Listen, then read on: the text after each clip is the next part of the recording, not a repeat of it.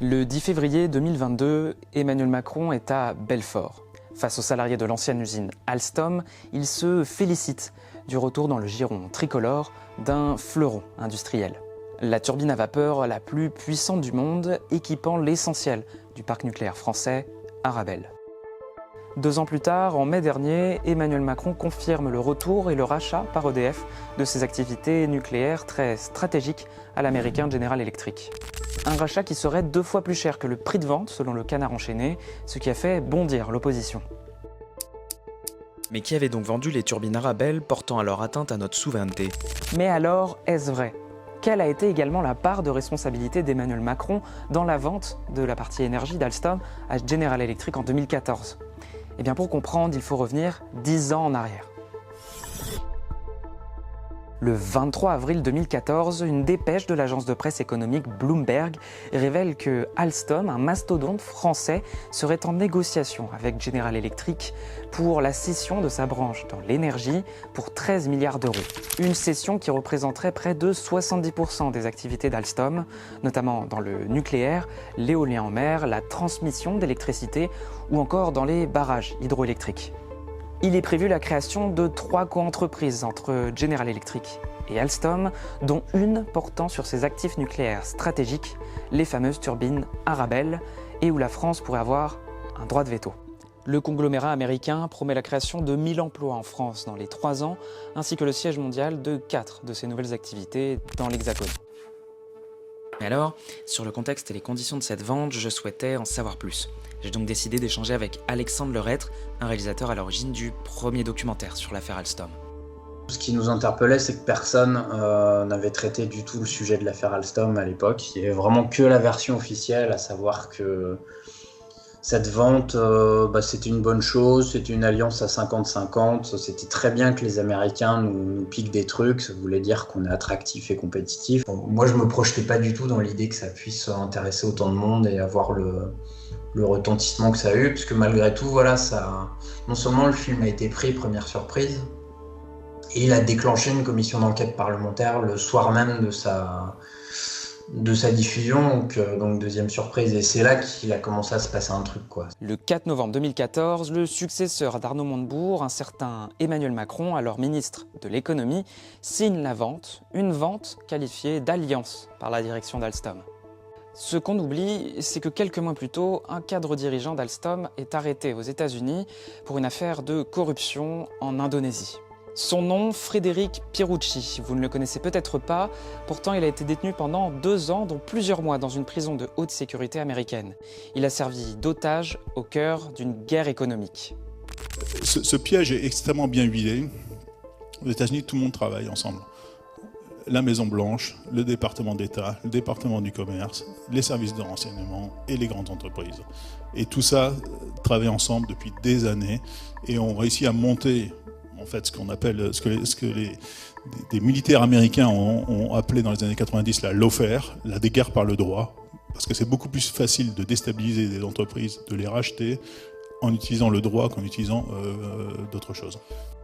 C'est une affaire de prédation d'une technologie essentielle à la chaîne nucléaire française que sont les turbines Arabelle par une puissance étrangère, à savoir les États-Unis d'Amérique, dans une logique d'intelligence stratégique comme le savent le faire les Américains. C'est le fait de s'accaparer en fait la richesse de l'autre de manière violente. Si je vous oblige à me vendre votre maison parce que j'ai mis votre frère, votre père ou je ne sais qui en prison, je pense que vous allez me la vendre un peu plus facilement que si je vous propose simplement de vous la racheter. En 2012, c'est l'Agence des participations de l'État, avec un certain Azema qui d'ailleurs va passer dans une banque américaine, va demander à un cabinet américain, à Tickerney, en fait, de faire une étude. Et c'est à partir de là en fait que le système américain va se mettre en route, et que donc là on est en 2012 et un an plus tard, le temps que la machine se mette en route, que Frédéric Pierucci est arrêté pour une corruption quand même réalisée 10 ans auparavant.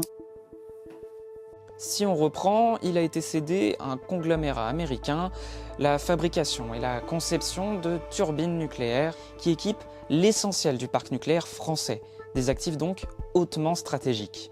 En 2018, soit 3 ans après la vente, Alstom se désengage entièrement de ses co-entreprises avec General Electric dans l'énergie. C'est alors la fin de ce que la direction d'Alstom appelait une alliance. Mais revenons au 10 février 2022. Vous vous souvenez, Emmanuel Macron se rend alors à Belfort. Mais il est aussi en pleine campagne pour sa réélection. Il annonce alors en grande pompe un retour des turbines Arabelle, un rachat finalisé en mai dernier par EDF. Alors on va être un peu positif, c'est sûr qu'il vaut mieux récupérer un maillon de la chaîne du nucléaire que de ne pas l'avoir. Après il faudrait voir si tout revient dans le giron français, si les brevets n'ont pas été récupérés par les Américains, voir aussi les montants, parce que j'ai cru comprendre on le rachète plus cher qu'on ne l'a vendu. Donc on vend quand même quelque chose qui nous appartient et on le rachète plus cher et peut-être avec moins de maîtrise technologique. Entre-temps, comme c'est passé sous les mains américaines, il faudrait aussi vérifier que ce qu'a racheté la France ne tombe pas sous le coup d'autres lois américaines et notamment les fameuses normes ITAR. Mais selon Mediapart, General Electric aurait restitué à la France une entreprise dévitalisée et sous contrôle, dépourvue alors de ses brevets. General Electric aurait également remplacé le système de contrôle-commande des turbines par le sien, dont la technologie américaine ne fait pas partie de la cession. Ce qui fait craindre un contrôle des Américains sur les exportations des turbines Arabelle intégrées au sein du groupe EDF. C'est-à-dire qu'en fait, le principe des Américains, c'est de créer une extraterritorialité du droit américain par un certain nombre de normes anticorruption ou normes sur l'exportation de l'armement. Donc ça, c'est les normes ITAR.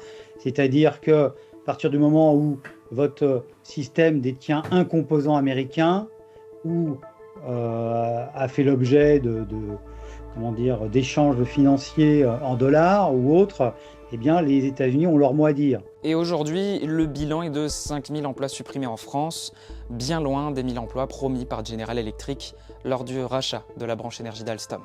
La déconfiture est totale, General Electric prend l'eau et les 1000 emplois promis ne sont aujourd'hui qu'un mirage. Je sais bien que taper sur Emmanuel Macron, c'est évidemment un sport assez sympathique, et des fois il a raison de se faire taper dessus d'ailleurs, il le cherche un peu, mais en l'occurrence il faudrait vraiment savoir, il faudrait vraiment connaître le dossier de l'intérieur pour savoir ce qu'il savait, ce qu'il ne savait pas. Emmanuel Macron, on va dire, a laissé faire. A laissé faire, possédait des informations, c'est incontestable, parce que effectivement il était secrétaire général adjoint de l'Élysée, parce qu'il avait une très bonne connaissance des dossiers industriels, et parce que devant une commission d'enquête parlementaire, il a expliqué ce qui s'était passé. Lui a dit, quelque part, on a été pris de vitesse par Patrick Cron, qui a dealé dans notre dos avec les Américains. Il a même dit qu'il avait la conviction, je dis bien la conviction effectivement que les choses s'étaient passées d'une drôle de manière, mais qu'il n'en avait pas la preuve absolue. Moi, avec mon expérience, une trentaine d'années là, que je travaille dans ce domaine-là, je crois plus à la logique des systèmes. Vous avez des systèmes qui sont vraiment offensifs, et la France est dans un système qui est quand même très défensif, c'est-à-dire qu'il y a une prime à l'attaquant, celui qui est le premier à dégainer, derrière, pour faire du défensif, une fois qu'il y a une offre, une fois qu'il y a quelqu'un en prison, une fois que, voilà. En difficulté depuis le rachat de la branche énergie d'Alstom en 2014, le plus gros conglomérat de l'histoire des États-Unis, General Electric, s'est scindé en 2024 en 3 entités indépendantes, dont l'une d'elles, GE Vernova, rassemble encore l'essentiel des anciennes activités dans l'énergie d'Alstom, comme dans l'éolien en mer ou encore dans l'hydroélectricité. Quant à l'actuel Alstom, il pèse désormais plus de 15 milliards d'euros de chiffre d'affaires, désormais recentré sur le ferroviaire. Et depuis le rachat en 2020 de son principal concurrent canadien, Bombardier, il est désormais le numéro 2 mondial du secteur devant l'allemand Siemens.